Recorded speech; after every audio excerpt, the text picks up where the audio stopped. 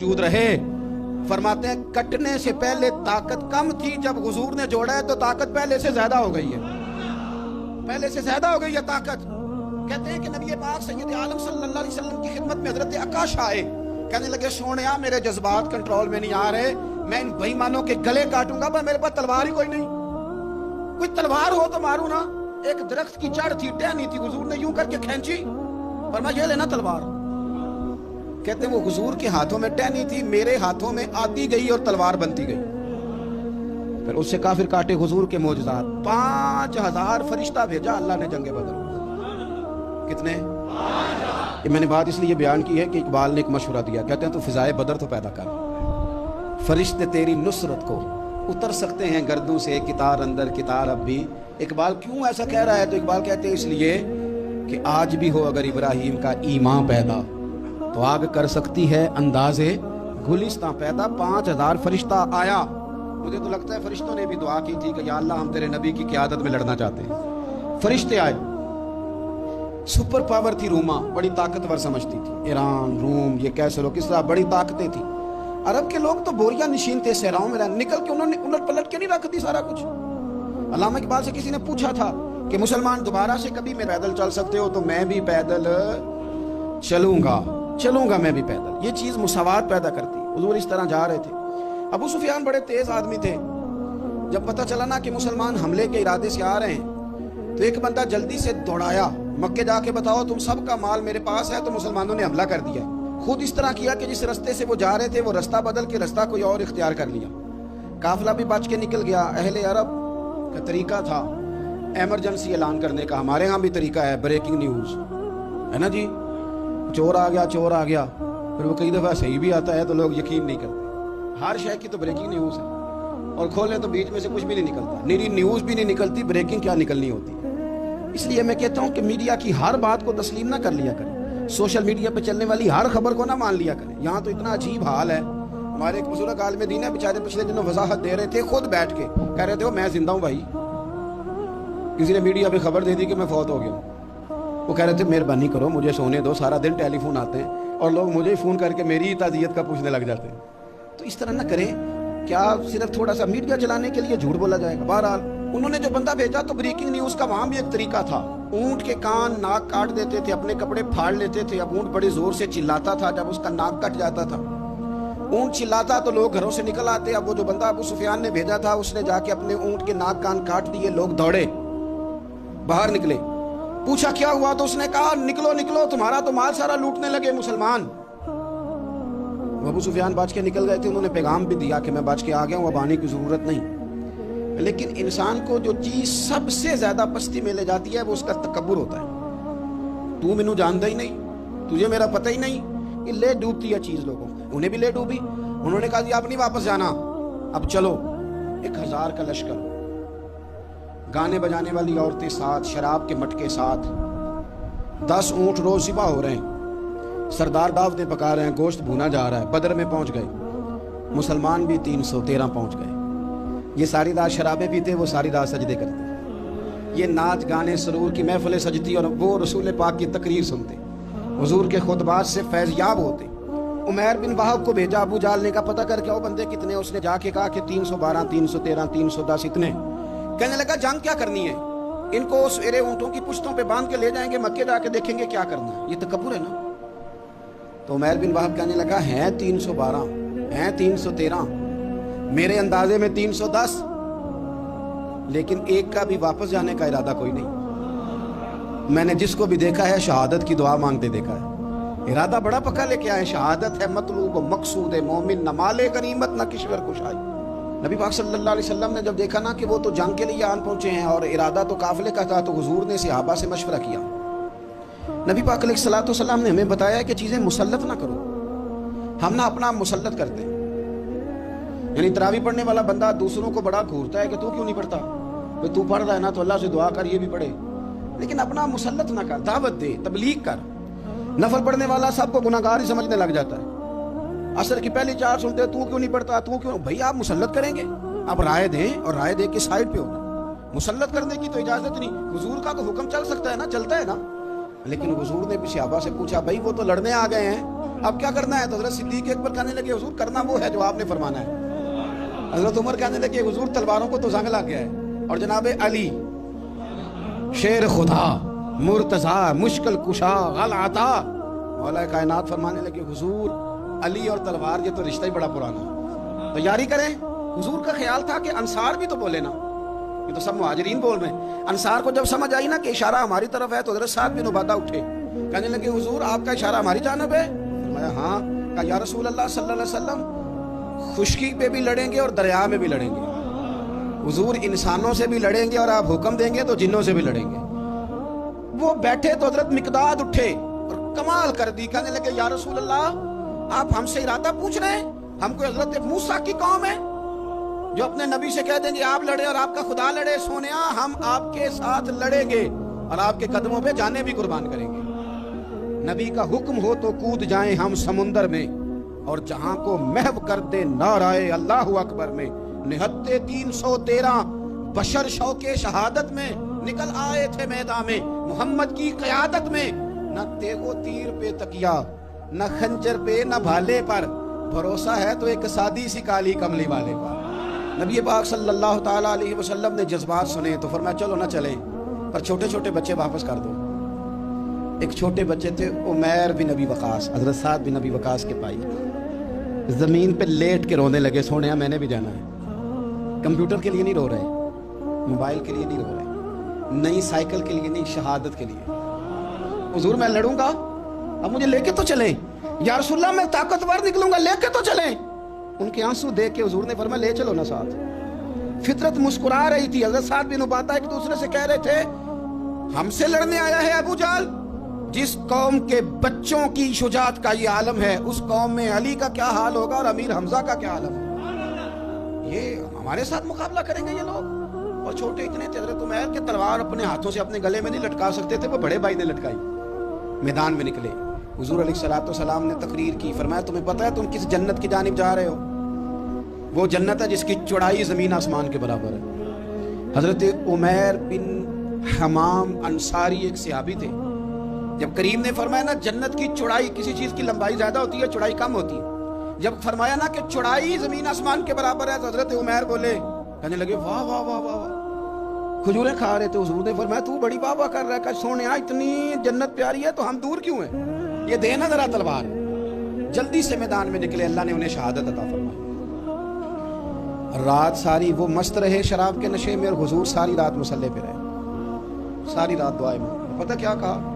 اے اللہ یہ میری کل کمائی تھی 313 جو میں لے کے آ گیا ہوں, اگر یہ ہلاک ہو گئے تو قیامت تک کون تیری عبادت کرے گا؟ ان کی مدد فرما. اور ایک رات پہلے صفیں بھی سیدھی کرائیں, بلکہ صفیں سیدھی کراتے حضرت سواد کے پیٹ پہ چھڑی لگ گئی تو انہوں نے کہا حضور بدلا دیں. حضور نے کپڑا ہٹایا تو انہوں نے وجود چومنا شروع کر دیا. حضور نے ہمیں سبق دیا کہ صفیں بھی سیدھی کرانی ہے اور دعائیں بھی کرانی ہیں. صف بھی سیدھی ہو, مصلی بھی آباد, دونوں کام کرنے, اور پھر توکل ہو, پھر تمہارا دل جمے کہ انشاءاللہ فتح اللہ مسلمانوں کو دے گا. رونے نہ رویا کرو, معیشت کے, معاشرت کے, غریبی کے, تنگ دستی کے, فقیری کے, رونے نہ رو, اللہ کی مدد کو آواز دو. ہم نے وہ لوگ بھی دیکھے ہیں بیچارے جو نہ اسلامی معیشت پہ بات کرتے ہیں, نہ معاشرت پہ, نہ اخلاقیات پہ, اور جب بھی بات کریں گے کہیں گے حضور کو تو علم ہی کوئی نہیں تھا, کاری کچھ نہیں سکتے تھے, مجبور محض تھے معاذ اللہ. یہ تقریریں کریں گے. یہ مسلم شریف کی حدیث ہے, کوئی اختلاف والی بات نہیں, پر بعض اوقات نا دل کو تکلیف ہوتی ہے کہ یار اس طرح کی باتیں کیوں کرتے ہو. یہ مسلم ہے. حضرت انس بن مالک فرماتے ہیں ایک رات پہلے حضور نے چھڑی پکڑی اور میدان بدر میں جا کے فرمایا, لکیر کھینچ کے فرمایا یہاں ابو جہل مرے گا, یہاں عتبہ مرے گا, یہاں شیبہ, یہاں ولید مرے گا. حضور نے لکیریں کھینچی. فرماتے ہیں باقی لوگ جنگ لڑ رہے تھے اور میں چپ کے لکیریں بھی دیکھ رہا تھا کہ حضور نے لگائی تھی. فرماتے ہیں اللہ کی عزت کی قسم کوئی کافر 1 انچ بھی ادھر ادھر نہیں ہوا, جہاں نبی پاک نے لکیر لگا دی تھی وہیں مرا ہے. یہ شان اللہ نے حضور کو دی ہے, حضور کے علم مبارک کا یہ کمال ہے. نہ اس طرح کی باتیں کریں جس سے امت تقسیم ہو. سویرے جنگ شروع ہوئی, صبح 3 کافر میدان میں نکلے, عتبہ, شیبہ اور ولید. 3 انصاری مسلمانوں کی جانب سے مقابلے میں نکلے, لیکن وہ تکبر جو ہوتا ہے نا وہ جان چھوڑتا نہیں. تو ولید کہنے لگا, عتبہ شیبہ کہنے لگے ہم نے نہیں ان سے لڑنا, یہ تو ہمارے پائے کے ہی نہیں, کوئی قریش میں سے بھیجو, قریش میں سے. آپ نے کون سا ناراض ہونا ہے, ویسے چودھریوں کے بچے، سیٹھوں کے بچے کچھ بھی نہیں کر پاتے، کیونکہ ساری زندگی لوگ چودھری صاحب کہہ کے دماغ ہی نہیں ٹھیک ہونے دیتے، وہ رہ جاتا ہے کام سے ہی۔ میرے حضرت صاحب فرمایا کرتے تھے، میرے استاد جی، کسی گھر میں علم چلا جائے تو کئی دفعہ نکل آتا ہے، لیکن کسی گھر میں پیری مریدی چلی جائے وہ نہیں نکلتی، کیونکہ پیر کا بیٹا جس طرح کا بھی ہو لوگ پیر مان ہی لیتے ہیں۔ اور اسی طرح کسی گھر میں چودراہٹ چلی جائے تو وہ بھی باہر نہیں آتی۔ بچوں کو لوگ چودھری کہہ دیتے ہیں، اس بیچارے کا بھی دماغ خراب ہوتا ہے، کچھ کر ہی نہیں پاتا، لیکن چودراہٹ ہر جگہ مصیبت کھڑی کرتی ہے اللہ ماشاءاللہ۔ ولید کہنے لگا ہم نے نہیں لڑنا، یہ تمہارے پائے کے بندے پہ جو انصاریوں سے لڑے۔ تو فطرت مسکرا کے کہہ رہی تھی لگتا ہے تمہارا جلدی مرنے کا ارادہ ہے، ٹھیک ہے۔ پھر نبی کریم نے فرمایا ٹھیک ہو گیا، چلو۔ ابو عبیدہ بن جراح اٹھے، حضرت عبیدہ اٹھے، حضور نے فرمایا اب اللہ کا شہر امیر حمزہ اٹھے، حضرت امیر حمزہ اٹھے۔ تیسرے نمبر پہ حضور نے فرمایا یا علی یکم، علی اٹھنا جار ذرا نکلنا میدان۔ دیواریں ہلتی رہتی ہیں اور در کانپ جاتا ہے، علی کا نام سن کے اب بھی خیبر کانپ جاتا ہے۔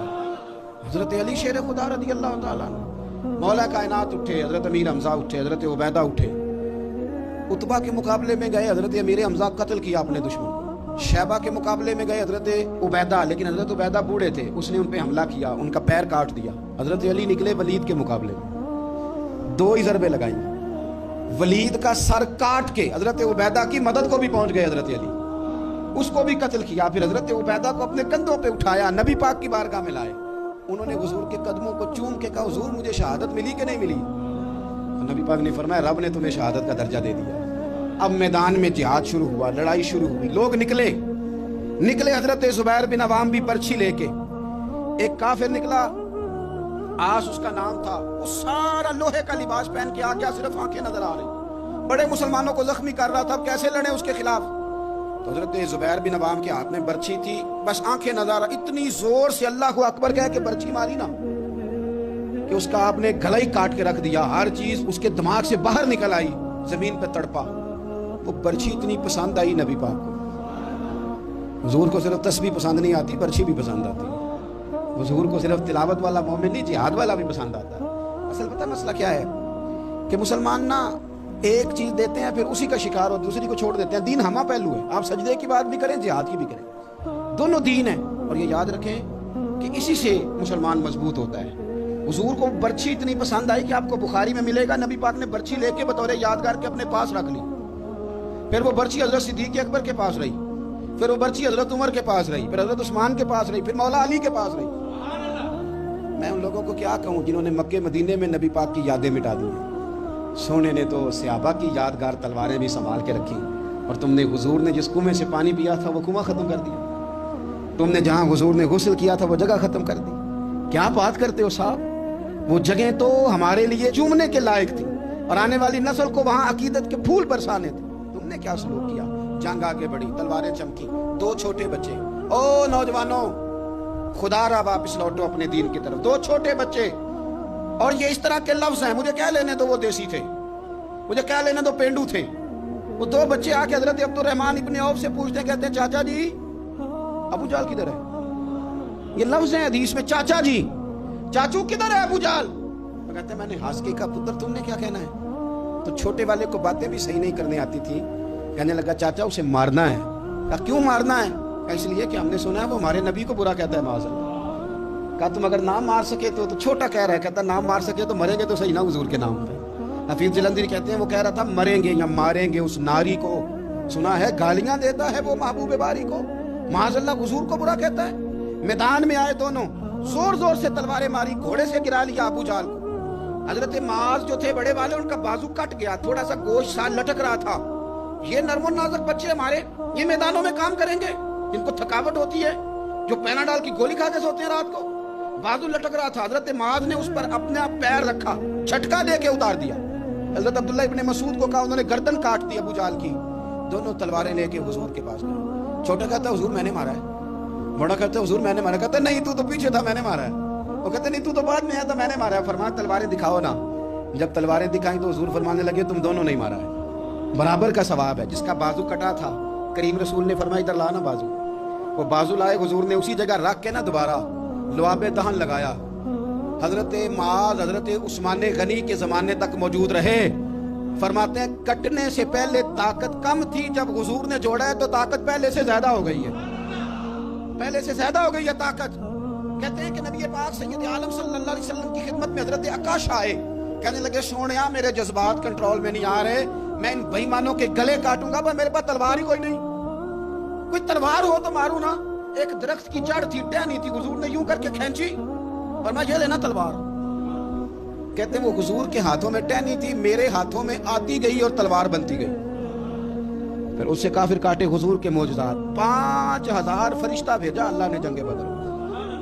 کتنے؟